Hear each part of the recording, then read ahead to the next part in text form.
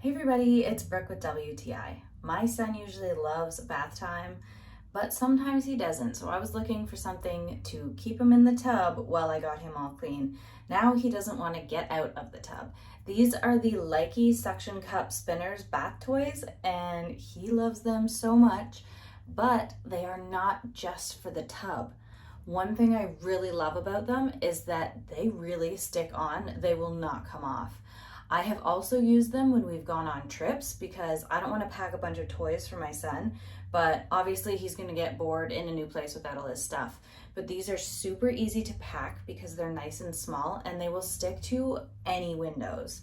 It's perfect. He loves looking outside and he loves spinning these. It's like a double whammy. Another awesome thing about them is that they're actually fidget toys also. So not only do they spin, but they have these bubbles on them that you can pop in and out, and it's perfect for anyone who likes to fidget. I even like to play with them sometimes. I also really like that they're all different sizes, so it's good for practicing counting also.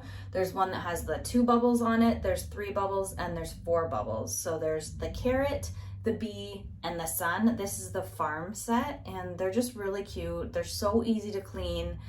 I really love them, my son really loves them, and you will too. But that's just our point of view.